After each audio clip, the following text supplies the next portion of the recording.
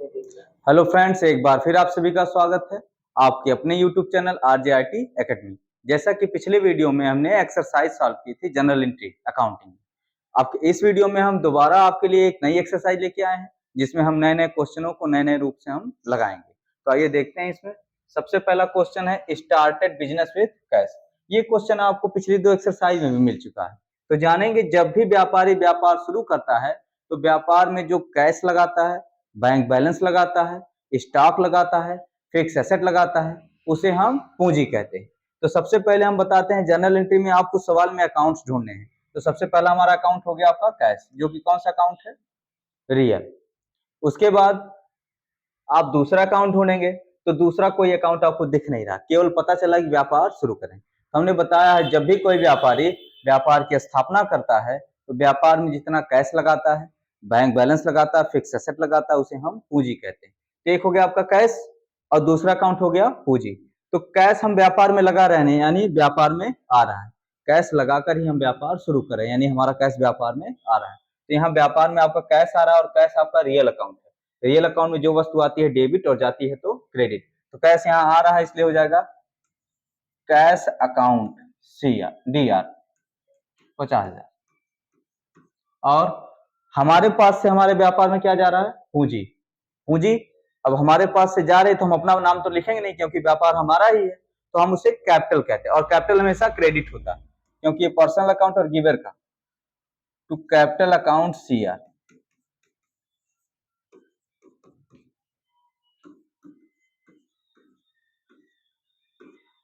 तो पहला हो गया आपका, जब भी व्यापार शुरू करेंगे व्यापार में जो जो वस्तु आएंगी वो DR, और टोटल मिला के हमारा होगा capital CR।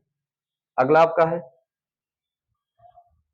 Opened SBI bank account and deposited cash 10,000। Opened SBI bank account and deposited cash 10,000। यहाँ आप देख रहे हैं opened SBI bank account, SBI bank में खाता खोला एंड डिपॉजिटेड कैश 10,000 और 10,000 पे जमा किया। तो इस सवाल में आपका लेन देन क्या हो रहा है? अकाउंटिंग में हम केवल लेन देन को रिकॉर्ड, खाता खोलना उससे हमें कोई मतलब नहीं। हमें मतलब है कि हमारे बैंक से लेन देन क्या हुआ। तो यहाँ आप देख पा रहे हैं कि आप बैंक में जमा कर रहे हैं कितना? 10,000। यहाँ आप कैश जमा कर रहे हैं कितना? 10,000। और किसमें जमा कर रहे हैं? SBI bank. तो कैश आपका रियल अकाउंट हो गया, SBI बैंक पर्सनल। तो यहाँ SBI बैंक में जमा कर रहे हैं तो बैंक आपका रिसीव करेगा। तो बैंक पर्सनल अकाउंट है और पर्सनल अकाउंट में आपने लिखा है debit the receiver, credit the giver. तो यहाँ पे आपका बैंक जो है रिसीवर है, इसलिए आपका हो जाएगा SBI बैंक अकाउंट DR।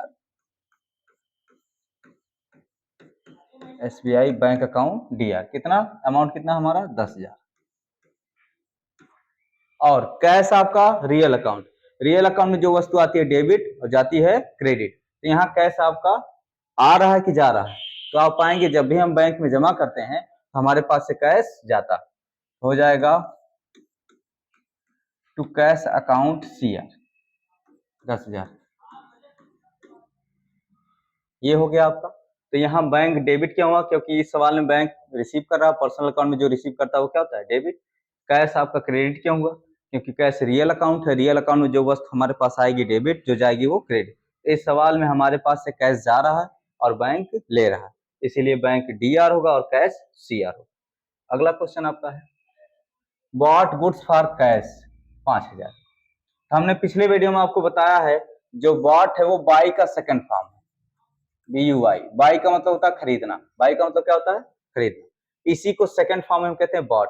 और बॉट कोई अकाउंट नहीं, बॉट को अकाउंटिंग में लिखते समय हम लिखते हैं परचेज। इसे क्या लिखते हैं? परचेज।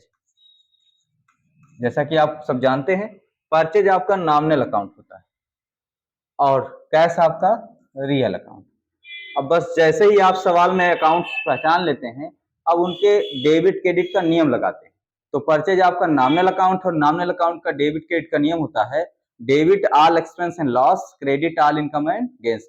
जितना भी खर्च और नुकसान होता है उसे हम डेबिट करते हैं, जितना आय और लाभ होता है उसे हम क्रेडिट करते हैं। तो आप देख रहे हैं परचेज गुड्स फॉर कैश, नगद खरीदा। तो जब हम नगद खरीदेंगे तो खर्च ही होगा हमारा, कोई भी सामान हम खरीदते हैं तो खर्च होता है। तो परचेज आपका DR होगा क्योंकि नॉमिनल अकाउंट है और खर्च।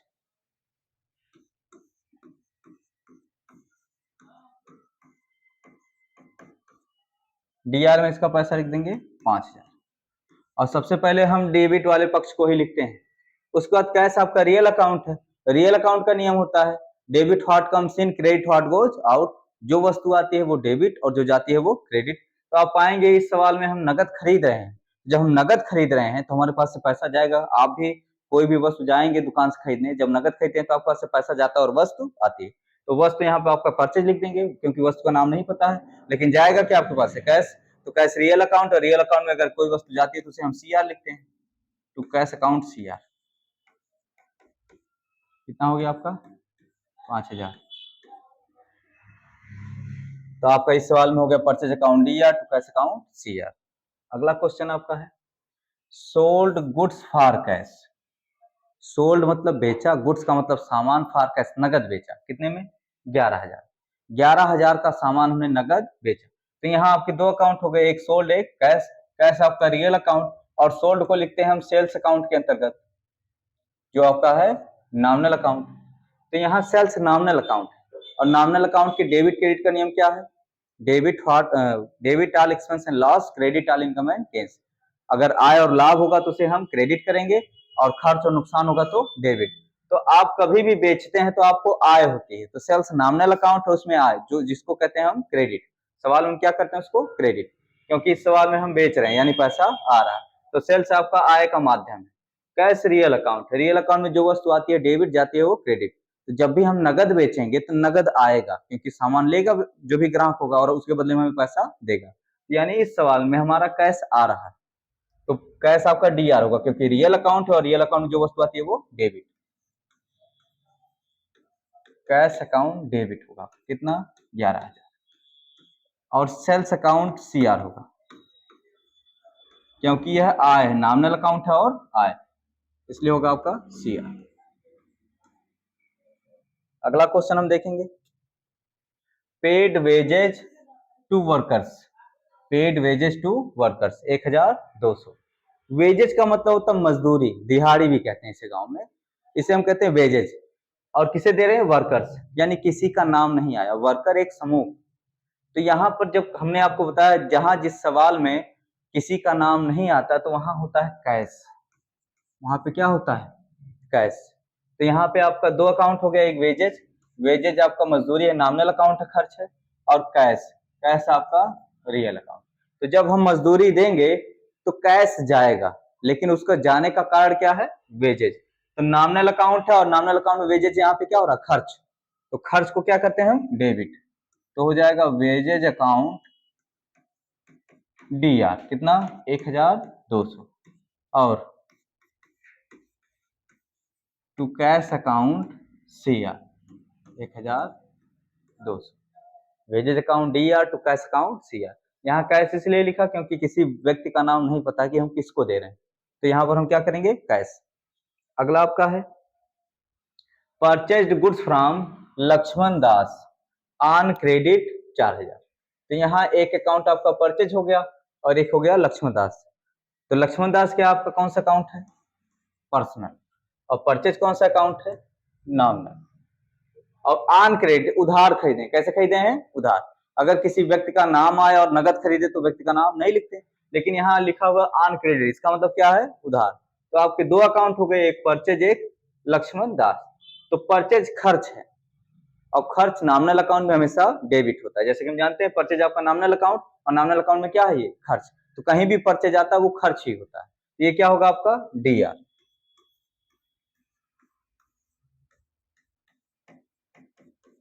कितना 4000 और लक्ष्मण दास क्रेडिट होगा, क्यों, क्योंकि लक्ष्मण दास से खरीद रहे हैं यानी लक्ष्मण दास देने वाला हो गया। तो पर्सनल अकाउंट में जो रिसीव करता है वो डेबिट और जो देता है वो क्रेडिट। तो लक्ष्मण दास यहाँ पे क्या कर रहा है इस सवाल में गिवर है, क्योंकि हमने लक्ष्मण दास से खरीदा यानी उसने दिया। हो जाएगा to Laxman Das account credit में 4000। तो यहाँ पर आपका परचेज अकाउंट डी आर हुआ क्योंकि ये खर्च है, और टू लक्ष्मण दास अकाउंट होगा सी आर क्योंकि यह गिवर है। लक्ष्मण दास पर्सनल अकाउंट और गिवर। अगला सवाल आपका है पेड कैरेज ऑन परचेज, यानी हमने कैरेज का मतलब होता है ढोना। जैसे हम कोई सामान खरीदते हैं तो भाड़े की आप गाड़ी करते हैं, उसे ढो के ले आते हैं। उसी प्रकार से यहाँ पेड कैरेज, पेड मतलब दिया, कैरेज मतलब ढोवाई, किसके लिए? परचेज, ऑन परचेज, खरीद पर, यानी हमने सामान खरीदने पर उसके ढोवाई पर 300 रुपए दिए। तो यहाँ क्या दे रहे हैं, किसको दे रहे हैं? कैरेज दे रहे हैं। और कैरेज के रूप में क्या जा रहा है? कैश। कैरेज के रूप में क्या जाएगा? कैश। तो यहाँ हम क्या दे रहे हैं? कैरेज और कैश। तो कैरेज आपका नॉमिनल अकाउंट है क्योंकि खर्च हो रहा है, और कैश आपका रियल अकाउंट है। तो कैरेज खर्च है नॉमिनल अकाउंट, वो खर्च क्या होता है? डीआर। यहाँ हो जाएगा carriage account DR, carriage account DR. और कैश जा रहा आपका to cash account CR, carriage account DR to cash account CR. यहाँ पर कहीं नाम लिख के नहीं है किसको दे रहे हैं मजदूर, ढोवाई। इसका मतलब क्या हो गया? कैश। ये परचेज बताया गया कि खरीदने पर दिए, तो कैरेज अकाउंट डीआर होगा, कैश अकाउंट सीआर। कैरेज क्योंकि खर्च है, नॉमिनल अकाउंट में खर्च को हम क्या करते हैं? डीआर। और कैश, कैश रियल अकाउंट, और जो रियल अकाउंट में वस्तु जाती है उसे हम क्रेडिट करते हैं। तो यहाँ कैश अगर हम ढुवाई देंगे तो हमारे पास से कैश जाएगा। अगला आपका है sold goods to Shyam on credit. तो सोल्ड गुड्स, सामान बेचा, टू श्याम, श्याम को, ऑन क्रेडिट का मतलब उधार, यानी श्याम को हमने उधार सामान बेचा। तो यहाँ पर सेल्स आपका सोल्ड किसके अंतर्गत लिखा जाता है? सेल्स। और यह है आपका नॉमिनल अकाउंट, और श्याम यह है आपका पर्सनल अकाउंट। तो आप एक एक अकाउंट को देखेंगे, अगर वो डेबिट पक्ष को फॉलो करता है उसे हम डेबिट में लिखते हैं, और क्रेडिट पक्ष को फॉलो करता है तो क्रेडिट में। तो आप देखेंगे सेल्स आपका नॉमिनल अकाउंट, और नॉमिनल अकाउंट का नियम होता है debit all expense and loss, credit all income and gains. तो जितने भी आपके खर्च और नुकसान होंगे उसको डेबिट, और जितने भी आय लाभ होंगे उनको क्रेडिट। तो यहाँ सेल्स है, हम श्याम को बेच रहे हैं, तो आप देखेंगे कभी भी अगर हम कुछ बेचते हैं तो वो आय होती है, किसी ना किसी रूप में वो आय होती है। तो सेल्स आपका आय है, तो यहाँ पर नॉमिनल अकाउंट क्रेडिट वाले पक्ष को फॉलो कर रहा है, यानी सेल्स क्या होगा आपका? Credit, CR. श्याम आपका पर्सनल अकाउंट है, और पर्सनल अकाउंट का नियम होता है debit the receiver, credit the giver. अगर श्याम इस सवाल में रिसीव करेगा तो डेबिट होगा, और इस सवाल में देगा तो क्रेडिट। तो जैसा कि आप लिखा हुआ देख पा रहे हैं, sold goods to Shyam, Shyam को माल बेचा, यानी माल कौन रिसीव कर रहा है? श्याम। इसलिए श्याम यहाँ पर रिसीवर है, और अकाउंट के हिसाब से डीआर होगा। श्याम अकाउंट, इसका अमाउंट किस में रहेगा? डीआर में। और to sales, sales nominal account और आय, इसलिए होगा आपका सीएम। उसके बाद हम देखते हैं पेड टू कोरियर कंपनी। यहाँ कोरियर कंपनी किसको दे रहे हैं? Courier company. कितना रुपए? 50। तो हम कोरियर कंपनी को 50 रुपए, कोरियर कंपनी हमारे लेटर को, एप्लीकेशंस को, अगर हम कोई वस्तु को भेजना चाहते हैं तो कोरियर कंपनी हमारी ले जाती है फिजिकल रूप से। तो यहाँ पर हम कोरियर कंपनी को दे रहे हैं कितने रुपए? 50। अब 50 रुपए दे रहे हैं तो एक अकाउंट हो गया कोरियर कंपनी के, हो गया पर्सनल अकाउंट। अब क्या दे रहे हैं? कैश, क्योंकि यहाँ नाम लिख के नहीं आया तो क्या हो गया आपका? कैश। कैश कौन सा अकाउंट है? Real account. अब यहाँ कोरियर कंपनी आपको पर्सनल अकाउंट है और कैश रियल अकाउंट। तो एक एक अकाउंट को हम देखेंगे, जो डेबिट वाला पक्ष फॉलो करता है उसे डेबिट में, और जो क्रेडिट वाला पक्ष फॉलो करता है उसे क्रेडिट में। तो यहाँ पाएंगे कैश आपका रियल अकाउंट है, और रियल अकाउंट में जो वस्तु आती है डेबिट, और जो जाती है वो क्रेडिट। तो यहाँ पर कैश आ रहा है कि जा रहा है? तो यहाँ पर है पेड टू, पेड मतलब भुगतान करना, देना, यानी हमारे पास से जा रहा है, तो ये क्रेडिट होगा। कोरियर कंपनी आपका पर्सनल अकाउंट है, और पर्सनल अकाउंट में अगर रिसीव करता है डेबिट और देता है तो क्रेडिट। तो यहाँ कोरियर कंपनी को दे रहे हैं, यानी कोरियर कंपनी रिसीव करे, इसलिए कोरियर कंपनी यहाँ पे डीआर होगा। कोरियर कंपनी अकाउंट डीआर 50, और टू कैश अकाउंट सीआर 50। ये आपका है। यहाँ कोरियर कंपनी डीआर क्यों? क्योंकि यहाँ पे कोरियर कंपनी रिसीव करे। कैश सीआर क्यों रहा? क्योंकि इस सवाल में कैश जा रहा। उसके बाद है received cash from Shyam and full settlement of his account. तो यहाँ हम क्या रिसीव कर रहे हैं? कैश, और किससे? श्याम से। और एक चीज, एक शब्द नया मिला, full settlement of his account. कितना? 3950। अब इस सवाल को हम एक बार पढ़ते हैं। रिसीव्ड कैश, कैश प्राप्त हुआ, फ्रॉम मतलब से, श्याम से, श्याम से नगद प्राप्त हुआ, एंड फुल सेटलमेंट, और पूरा हिसाब किताब बराबर हो गया ऑफ हिज अकाउंट, उसके खाते का। यानी हमने श्याम से 3,950 रुपए प्राप्त किए और उसके लेन देन का सारा हिसाब किताब बराबर। तो जहां भी ये फुल सेटलमेंट लिख के आए तो हम पहले चेक कर लेते हैं कि उससे क्या लेन देन हुआ था। जैसे कोई आके आपको पूरा पैसा दे और कहे कि पिछला और आपका हिसाब पूरा बराबर, तो आप कैसे मानेंगे कि बराबर? तो हम एक बार चेक करते हैं ना कि हमने पीछे क्या क्या चीजें आपको बेची थी, खरीदी थी, और आज आप कितना क्या दे रहे हैं। तो हम एक बार श्याम के पिछले लेन देन पर चलते हैं। तो आप यहाँ पा रहे हैं कि श्याम को हमने कितने में बेचा है? 4,000 में। श्याम को कितने में बेचा है? 4,000 में। और वो यहाँ पे दे कितना रहा है? 3,950। तो जब हम 4,000 में बेचे हैं और वो दे रहा है 3,950, तो अभी हमको कितना चाहिए? 50। कितना चाहिए? 50। और ये 50 रुपए वो दे नहीं रहा और कह रहा है हिसाब किताब बराबर। इसका मतलब है कि हमने उसको 50 रुपए की छूट दी। पूरा हिसाब किताब बराबर हो गया, इसका मतलब क्या? उसने 50 रुपए छूट रखी। तो यहाँ पर दो अकाउंट है, एक कैश है, एक श्याम, और तीसरा एक अकाउंट और आप जोड़ेंगे। नगद लेन देन पर जो छूट मिलती है उसे हम क्या कहते हैं? डिस्काउंट। और कौन सी डिस्काउंट है वो? Cash discount. कौन सा डिस्काउंट है? Cash discount. तो कैश डिस्काउंट कितना यहाँ पे हो रहा है? 50। अब डिस्काउंट आप जानेंगे कैसे कि डिस्काउंट? जहां पर लेन देन में अंतर हो, यानी लेन देन की राशि में अंतर हो और पूरा हिसाब किताब बराबर कहा जाए, यानी उसमें क्या उतने रुपए की छूट। तो यहाँ 3,950 रुपए लेकर उसका हम हिसाब किताब बराबर कर दे रहे हैं, तो अंतर कितने का आ रहा है? 50 का। यानी 50 रुपए किस रूप में हम जोड़ेंगे उसे? छूट के रूप में। तो यहाँ आपके 3 अकाउंट हो गए, कैश, श्याम और कैश डिस्काउंट। अब यहाँ पर आप तीनों अकाउंट का नियम लगाएंगे और इस सवाल में आपका अकाउंट डेबिट वाले पक्ष को फॉलो करेगा तो उसे डेबिट में लिखेंगे, और क्रेडिट वाले पक्ष को फॉलो करेगा तो क्रेडिट वाले। तो आप बताएंगे कैश है, कैश कौन सा अकाउंट होता है आपका? Real account. तो रियल अकाउंट में जो वस्तु आती है वो डेबिट और जो जाती है वो क्रेडिट। इस सवाल में रिसीव्ड कैश यानी कैश आ रहा है, तो पहले आपका होगा कैश अकाउंट दिया। कितना कितना कैश आया है? 3,950। फिर है श्याम। श्याम आपका पर्सनल अकाउंट है और पर्सनल अकाउंट का नियम होता है debit the receiver, credit the giver. अगर श्याम देने वाला है तो श्याम आपका CR होगा, और अगर लेने वाला है तो श्याम DR होगा। तो इस सवाल में श्याम गिवर है क्योंकि श्याम दे रहा है, received cash from Shyam, Shyam से पा रहे हैं, तो ये CR होगा। तो जैसा कि हम नियम जानते हैं, पहले डेबिट वाले पक्ष को लिखते हैं, उसके सबसे लास्ट में क्रेडिट वाले को।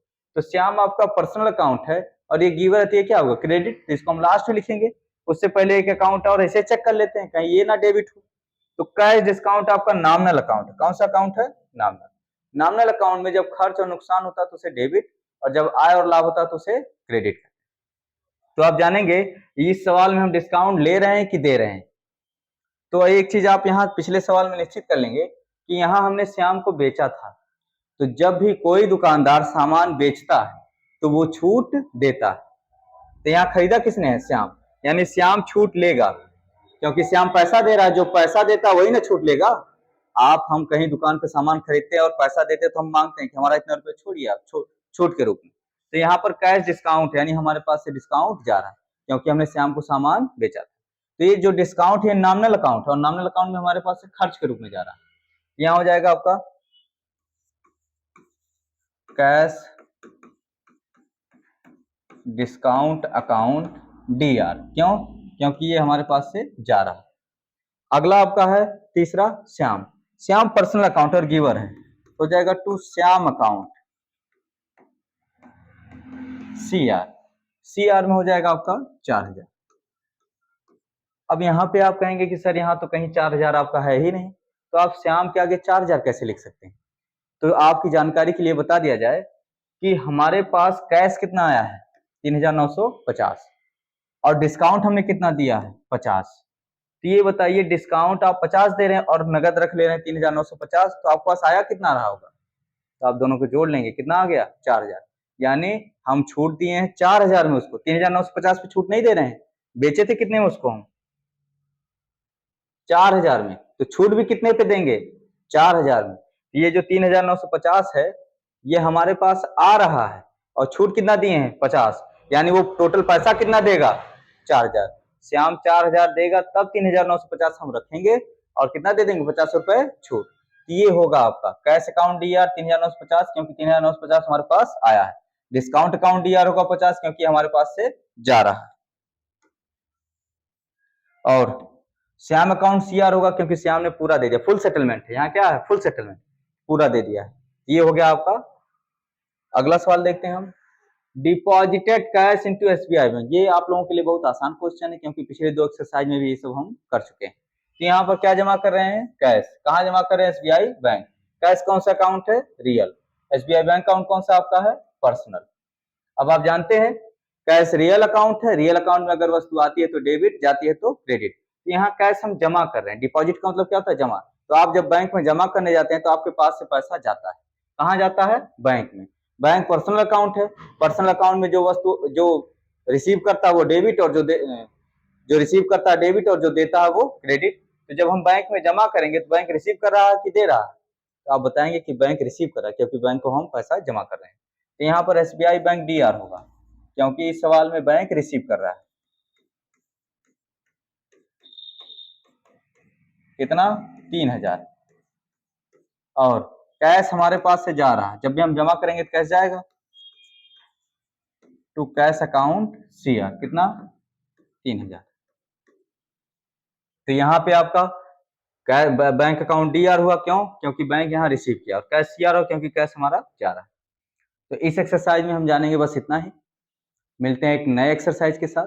आगे वाले वीडियो में आपके सामने कैश डिस्काउंट, ट्रेड डिस्काउंट वाले क्वेश्चन होंगे, और आप लोग पिछले जो लिखाए गए हैं डिस्काउंट अकाउंट के नियम, उसको ज्यादा से ज्यादा याद रखिए। बिना अकाउंट्स और अकाउंट के नियम के आप कोई भी सवाल लगा नहीं पाएंगे या समझ नहीं पाएंगे कि कौन डीआर हो रहा है और कौन सीआर। इसके लिए आप हमारे पिछले वीडियो को देखिए और उसमें जानिए। धन्यवाद।